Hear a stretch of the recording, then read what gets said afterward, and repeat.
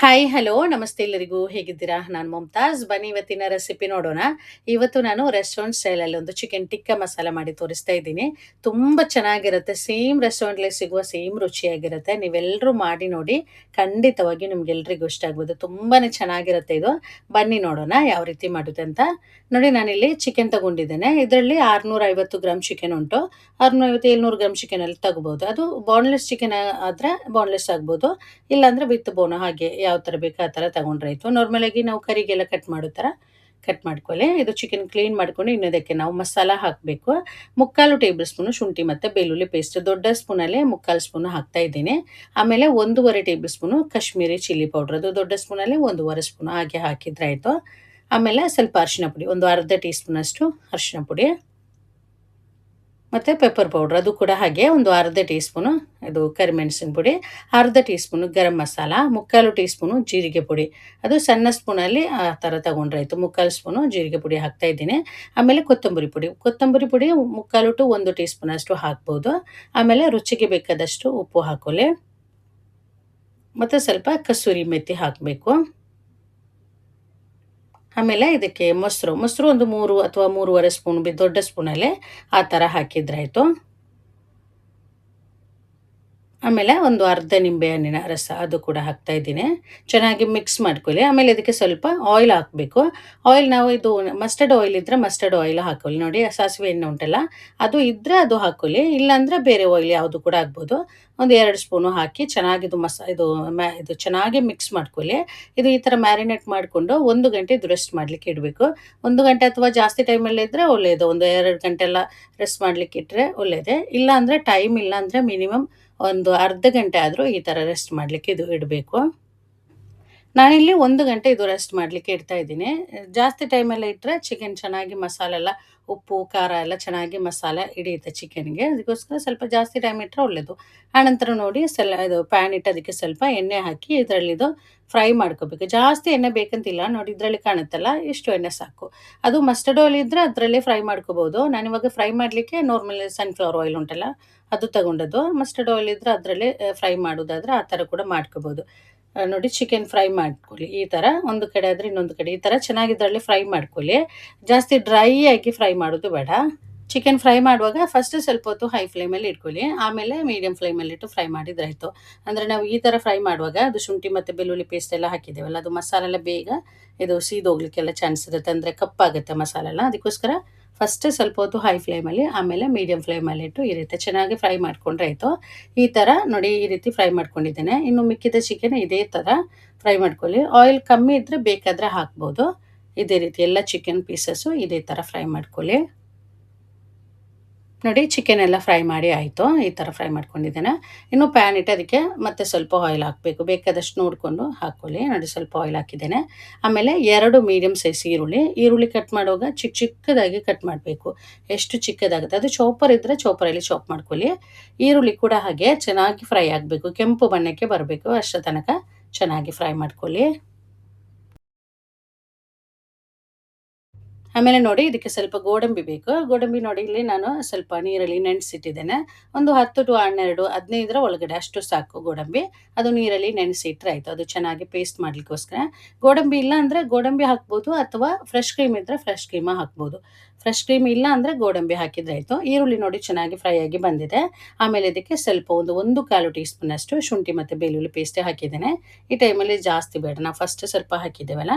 ಶುಂಠಿ ಬೆಳ್ಳುಳ್ಳಿ ಪೇಸ್ಟ್ ಹಾಕಿ ಮತ್ತೆ ಸ್ವಲ್ಪ ಹೊತ್ತು ಅದು ಫ್ರೈ ಆಗಲಿ. ಅದರ ಹಸಿ ವಾಸನೆ ಹೋದ ನಂತರ ನಾವು ಇದಕ್ಕೆ ಒಂದು ಮೀಡಿಯಮ್ ಸೈಜ್ 2 ಟೊಮೆಟೊ, ಅದು ಮಿಕ್ಸಿ ಜಾರಲ್ಲಿ ಹಾಕಿ ಈ ಥರ ಇದು ರುಬ್ಕೊಂಡು ಹಾಕಬೇಕು. ಅಂದರೆ ಪ್ಯೂರಿ ಮಾಡಿಕೊಂಡು ಹಾಕಬೇಕು. ಟೊಮೆಟೊ ಪೇಸ್ಟ್ ಈ ಥರ ನಾವು ಹಾಕ್ತೀವಲ್ಲ, ಹಾಕಿದ ನಂತರ ಇದು ಚೆನ್ನಾಗಿ ಫ್ರೈ ಆಗಬೇಕು. ಅದರ ಹಸಿ ವಾಸನೆ ಹೋಗೋ ತನಕ, ಅಂದರೆ ಎಣ್ಣೆ ಎಲ್ಲ ಬಿಟ್ಟು ಬರುತ್ತಲ್ಲ, ಅಷ್ಟರ ತನಕ ಇದು ಚೆನ್ನಾಗಿ ಫ್ರೈ ಆಗಬೇಕು. ಟೊಮೆಟೊ ಫ್ರೈ ಆಗಿಲ್ಲ ಅಂದರೆ ಚೆನ್ನಾಗಿರಲ್ಲ, ಕರಿ ಚೆನ್ನಾಗಿರಲ್ಲ, ರುಚಿ ಎಲ್ಲ ಅಷ್ಟು ಚೆನ್ನಾಗಿರಲ್ಲ. ಅದಕ್ಕೋಸ್ಕರ ಟೊಮೆಟೊ ಚೆನ್ನಾಗಿ ಫ್ರೈ ಆಗಬೇಕು. ಅಂದರೆ ಅದರ ಎಣ್ಣೆ ಎಲ್ಲ ಬಿಟ್ಟು ಬರುತ್ತಲ್ಲ ನೋಡಿ, ಈ ಥರ ಅದು ಎಣ್ಣೆ ಬಿಟ್ಟು ಬರುವ ತನಕ ಇದು ಫ್ರೈ ಮಾಡ್ಕೋಬೇಕು. ಸ್ವಲ್ಪ ಟೈಮ್ ತಗೊಳುತ್ತೆ, ಅದು ಬೇಗನೆ ಆಗಲ್ಲ. ಅದರ ನೀರೆಲ್ಲ ಬತ್ತಿ ಎಣ್ಣೆ ಎಲ್ಲ ಬಿಟ್ಟು ಬಂದ ನಂತರ ನಾವು ಇದಕ್ಕೆ ಮಸಾಲ ಪೌಡ್ರ್ ಹಾಕಿದ್ರೆ ಆಯಿತು. ನೋಡಿ ಒಂದು 2 tea spoon Kashmiri chilli powder ಹಾಕ್ತಾ ಇದ್ದೀನಿ. ಸಣ್ಣ ಸ್ಪೂನಲ್ಲಿ 2 ಸ್ಪೂನ್. ಆಮೇಲೆ ಸ್ವಲ್ಪ ಇದು ಅರಿಶಿನ ಪುಡಿ, ಮತ್ತು 1 ಟೀ ಸ್ಪೂನು ಕೊತ್ತಂಬರಿ ಪುಡಿ, ಹಾಗೆಯೇ ಸ್ವಲ್ಪ ಪೆಪ್ಪರ್ ಪೌಡ್ರ್, ಆಮೇಲೆ ಸ್ವಲ್ಪ ಗರಂ ಮಸಾಲ, ಒಂದು ಅರ್ಧ ಟೀ ಸ್ಪೂನಷ್ಟು ಗರಂ ಮಸಾಲ. ಇಷ್ಟು ಹಾಕಿ ಮತ್ತೆ ಸ್ವಲ್ಪ ಅದರಲ್ಲಿ ಫ್ರೈ ಮಾಡ್ಕೊಳ್ಳಿ. ಈ ಟೈಮಲ್ಲಿ ಸಣ್ಣ ಉರಿಯಲ್ಲಿ ಇಟ್ಕೊಳ್ಳಿ.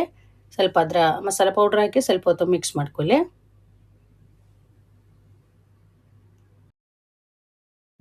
ಇನ್ನು ಇದಕ್ಕೆ ಸ್ವಲ್ಪ ನೀರು ಹಾಕಬೇಕು. ನೀರು ನಾನು ತೋರಿಸ್ತೀನಿ ಎಷ್ಟು ಬೇಕಾಗುತ್ತೆ ಅಂತ ನೋಡಿಕೊಂಡು ಬೇಕಾದಷ್ಟು ಹಾಕಿ ನೀವು. ಇದು ಇವಾಗ ಮಸಾಲೆಗೆ ನಾವು ಉಪ್ಪು ಹಾಕಿಲ್ಲ. ಫಸ್ಟ್ ಚಿಕನ್ಗೆ ಉಪ್ಪು ಹಾಕಿದ್ದೇವೆ. ಅದಕ್ಕೆ ಬೇಕಾದಷ್ಟು ಉಪ್ಪು ಈ ಟೈಮಲ್ಲಿ ಹಾಕಬೇಕು. ಮತ್ತೆ ಸ್ವಲ್ಪ ನೀರು ಹಾಕಿದ್ದೇನೆ. ಉಪ್ಪು ಹಾಕ್ತಾ ಇದ್ದೀನಿ. ಇನ್ನು ಇದಕ್ಕೆ ನಾವು ಚಿಕನ್ ಫ್ರೈ ಮಾಡಿ ಇಟ್ಟಿದ್ದೇವಲ್ಲ, ಚಿಕನ್ ಹಾಕುವ ಇದಕ್ಕೆ ಹಾಕಿ ಇದಕ್ಕೆ ಚೆನ್ನಾಗಿ ಮಿಕ್ಸ್ ಮಾಡ್ಕೋಬೇಕು. ಈ ಟೈಮಲ್ಲಿ ಫ್ಲೇಮ್ ಸ್ವಲ್ಪ ಕಮ್ಮಿ ಮಾಡಿಕೊಡಿ. ಒಂದು ಮೀಡಿಯಮ್ ಫ್ಲೇಮಲ್ಲಿ ಇಟ್ಕೊಂಡ್ರೆ ಆಯಿತು.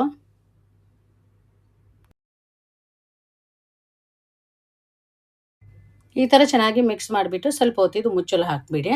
ಮಧ್ಯದಲ್ಲಿ ಬೇಕಾದರೆ ಮಿಕ್ಸ್ ಮಾಡಿಕೊಡಿ. ಸ್ವಲ್ಪ ಹೊತ್ತು ಇದು ಹೀಗೇನೆ ಇಡಬೇಕು ನೋಡಿ. ಸ್ವಲ್ಪ ಹೊತ್ತು ಮೀಡಿಯಮ್ ಟು ಲೋ ಫ್ಲೇಮಲ್ಲಿ ಇಟ್ಟರೆ ಆಯಿತು. ಮತ್ತೆ ಚೆನ್ನಾಗಿ ಮಿಕ್ಸ್ ಮಾಡ್ಕೊಳ್ಳಿ.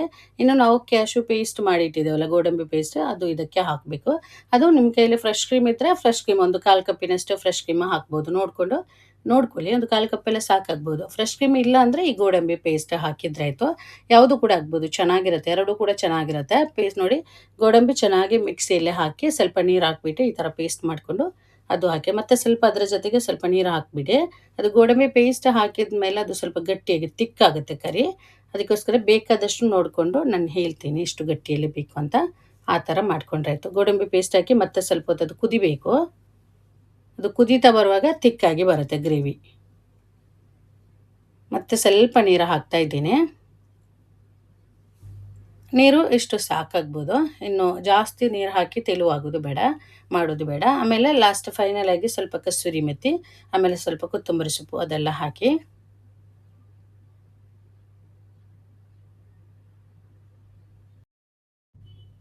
ನೋಡಿ. ಇದು ಸಾಕಿದೆ, ಇಷ್ಟು ಸಾಕು. Stove off ಮಾಡ್ಕೊಳ್ಳುವ. ಗ್ರೇವಿ ಎಷ್ಟು ಗಟ್ಟಿಯಲ್ಲಿ ಉಂಟಂತ ಕಾಣುತ್ತಲ್ಲ, ಇಷ್ಟು ಈ ಥರ ಇರಬೇಕು. ಈ ರೀತಿ ಇದ್ದರೆ ಸಾಕು. ಮತ್ತು ನಾವು ಸ್ಟವ್ ಆಫ್ ಮಾಡ್ಕೊಂಡು ಸ್ವಲ್ಪ ಹೊತ್ತಿನ ನಂತರ ನೋಡುವಾಗ ಕರೆಕ್ಟಾಗಿ ಇನ್ನೂ ಸ್ವಲ್ಪ ತಿಕ್ಕಾಗಿ ಬರುತ್ತೆ. ಆವಾಗ ಕರೆಕ್ಟಾಗಿರುತ್ತೆ. ಇಷ್ಟು ಸಾಕಿದು. ಆಯ್ತಿದು ಇವತ್ತಿನ ನಮ್ಮ ಚಿಕನ್ ಟಿಕ್ಕಾ ಮಸಾಲೆ ಇಲ್ಲಿ ರೆಡಿ ಆಯಿತು. ನೋಡಿದ್ರಲ್ಲ ಎಷ್ಟು ಸುಲಭವಾಗಿ ಮಾಡುವಂಥ ಒಂದು ರೆಸಿಪಿ ಅಂತ. ತುಂಬಾ ಸುಲಭ ಮತ್ತು ಇದರ ರುಚಿ ತುಂಬಾ ಚೆನ್ನಾಗಿರುತ್ತೆ. ನೀವು ಒಂದು ಸಲ ಮಾಡಿದರೆ ಮತ್ತೆ ಮತ್ತೆ ಮಾಡ್ತೀರಾ. ಮೇಲ್ಗಡೆ ಸ್ವಲ್ಪ ಅದು ಬೆಣ್ಣೆ ಇಟ್ಟಿದ್ದೇನೆ, ತುಂಬ ಚೆನ್ನಾಗಿರುತ್ತೆ. ಬೆಣ್ಣೆ ಅಥವಾ ತುಪ್ಪ ಹಾಕ್ಬೋದು, ಯಾವುದು ಕೂಡ ಆಗ್ಬೋದು. ಚೆನ್ನಾಗಿರುತ್ತೆ. ಬೆಣ್ಣೆ ಅಥವಾ ತುಪ್ಪ ಹಾಕುವಾಗ ಇನ್ನೂ ಟೇಸ್ಟಿಯಾಗಿರುತ್ತೆ. ತುಂಬ ಚೆನ್ನಾಗಿರುತ್ತೆ.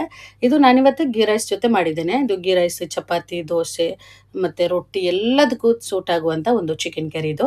ನೀವೊಂದು ಸಲ ಮಾಡಿ ನೋಡಿ, ಖಂಡಿತವಾಗಿ ನೀವು ಮತ್ತೆ ಮತ್ತೆ ಮಾಡ್ತೀರಾ. ಮಕ್ಕಳಿಗೆಲ್ಲ ತುಂಬಾ ಇಷ್ಟ ಆಗುತ್ತೆ. ಮಾಡಿ ನೋಡಿ ಇವತ್ತಿನ ರೆಸಿಪಿ. ಇದರಲ್ಲಿ ಏನಾದರೂ ಡೌಟ್ಸ್ ಇದ್ದರೆ ಕೇಳಿ ನೀವು. ಇವತ್ತಿನ ವೀಡಿಯೋ ನಿಮ್ಗೆ ಇಷ್ಟ ಆದರೆ ದಯವಿಟ್ಟು ನನ್ನ ಚಾನೆಲ್ ಸಬ್ಸ್ಕ್ರೈಬ್ ಮಾಡ್ಕೊಳ್ಳಿ. ಹಾಗೆಯೇ ಲೈಕ್ ಮಾಡಿ ನಿಮ್ಮ ಅಭಿಪ್ರಾಯ ಕಮೆಂಟ್ ಮೂಲಕ ತಿಳಿಸಿ. ಮತ್ತು ನಿಮ್ಮ ಫ್ಯಾಮಿಲಿ ಫ್ರೆಂಡ್ಸ್ ಜೊತೆ ಈ ವಿಡಿಯೋನ ಶೇರ್ ಮಾಡಿಕೊಡಿ. ಇನ್ನೊಂದು ಒಳ್ಳೆ ರೆಸಿಪಿಯೊಂದಿಗೆ ಮತ್ತೆ ಸಿಗ್ತೀನಿ. Thank you.